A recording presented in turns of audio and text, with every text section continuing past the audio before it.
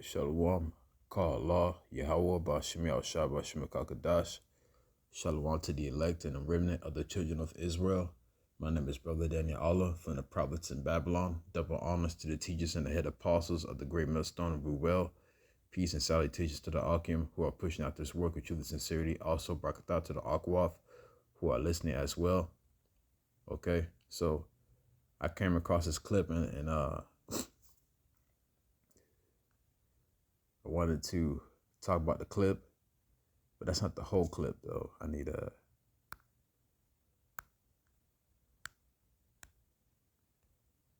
go in the gallery real quick. So came across this clip. I'm gonna play it. This is for educational use. I know this is of fresh and fit, but this is for educational use only. Instead of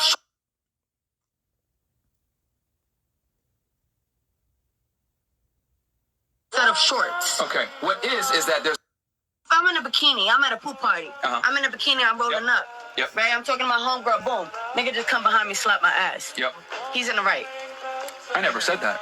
I chose to wear a bikini instead of shorts. Okay. What is that there's a lot of pieces of shit out there. What is that there's a lot of bad people out there. What is there's a lot of sexual predators out there that are willing to take opportunities and that present themselves. You can't control the world and you can't control the weirdos out there. So if you, one of the few things you do control is how you dress, how the world perceives you, being safe, etc. So this is why men don't like their girl dressing in a certain way, because men know these threats. Men have to accept reality. Men have to accept danger, etc. So a lot of times when a guy's telling you, yo, I don't like you being dressed like that, 9 out of 10 times what you're trying to argue with them, I don't want to change, and asking him for a dumbass explanation. Listen, I'm telling you not to do this because I know the dark side of the world, because men have to experience these things. They know what men are capable of. So even though what that guy did is reprehensible, he shouldn't be touching women that he doesn't know, we got to operate on reality. That's what happens when you sexualize yourself. When a man sexualizes a woman, 9 out of 10 times that woman sexualized herself. And women got to bear some responsibility for sexualizing themselves to some degree, because the world is a cold place and it doesn't owe you understanding. So if you want to dress like a hoe, hold on. If you want to dress like a hoe, be prepared for idiots out there to treat you like a hoe, even though you shouldn't be treated that way. But hey, they're going to go out for a hoe uniform, aren't they? All right, so If I'm in a bikini, I'm at a pool party. so that was self-explanatory from the video clip of Fresh and Fit. That dude named Myron, and his other friend is Fresh. So I put down on the verses for this video. So this is the book of 1 Timothy chapter 2 verse 9. In like manner also that women adorn themselves in modest apparel, with shamefacedness and sobriety, not with broidered hair or gold or pearls or costly array. So the man explained it perfectly, that women should be dressed better so they can, not be disrespected by the creepy people that's out there. All right, because we live in a very cold world, and especially those who are of the world, dealing with that on a daily basis, and brethren who are within this truth, also have wives that they got to watch their wives as well, the way they dress. And there's people out there, that would do some crazy stuff to a woman based off the way she's dressed. Now, if a woman have, like her priorities straight by dressing and covering all her nakedness, then she wouldn't be bothered as much, versus a woman that's dressing half naked within the street, and everybody looking at her. And the sad thing is that there's men that allow their women to dress that way, like a harlot.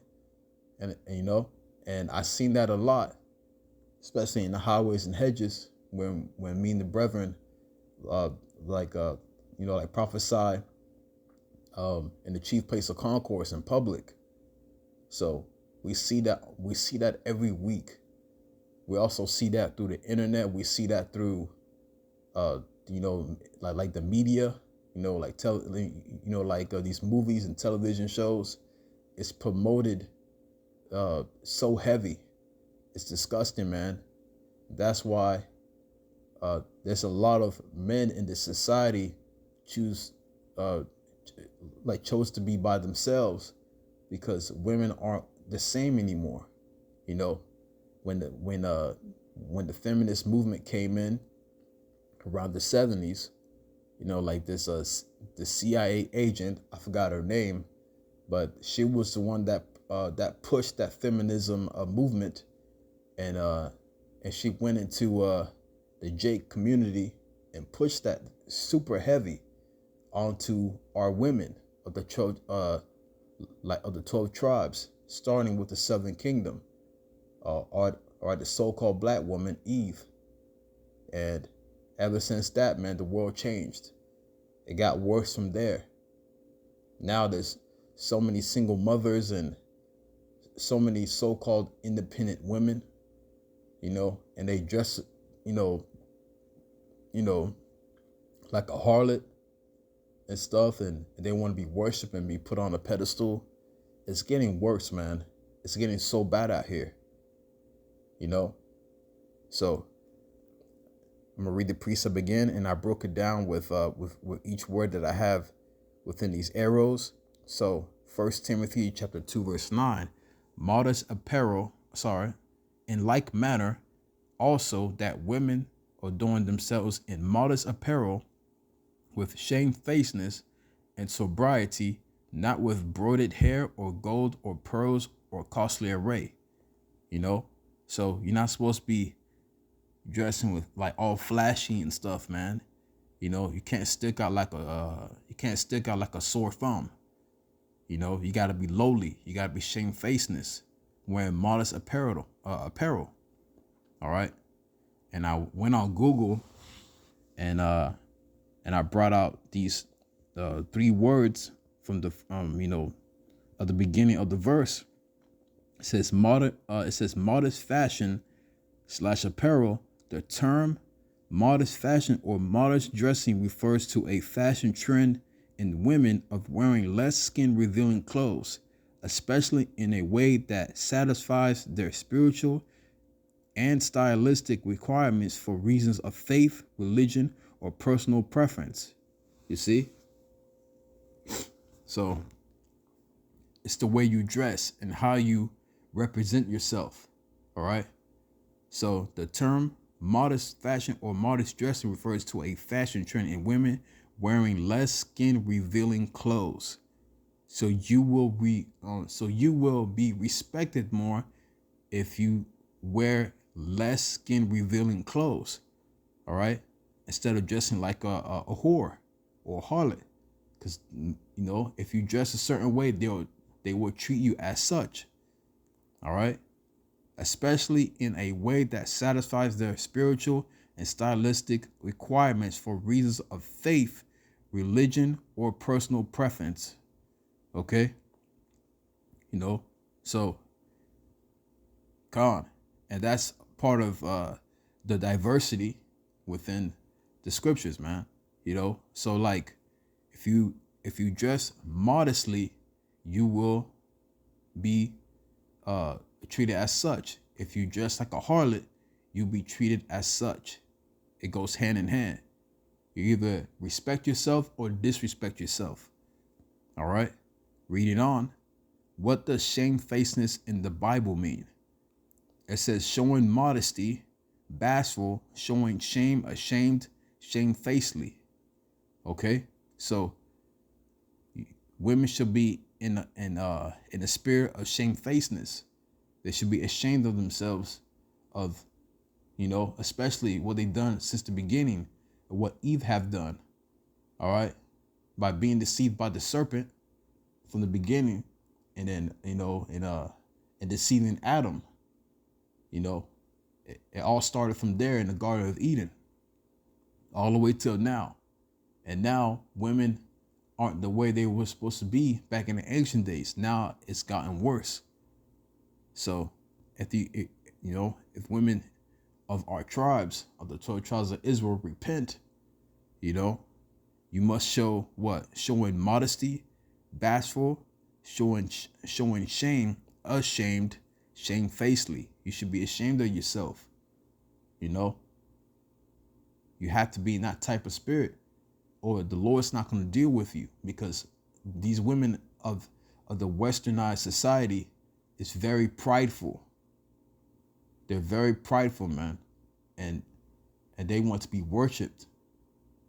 You know, and if you go into the word queen in the etymology, which is the origins of words, you know, queen was originally spelled Quean, and it means prostitute, you know, or harlot, you know. So every time a woman calls themselves queen, they're calling themselves prostitutes, all right, or a harlot, all right. So you don't want to be a queen. You want to be a daughter of Zion, all right. There's a difference between a queen and a daughter of Zion. You want to be a daughter of Zion, all right? Because if you're a queen, you're going to be a harlot.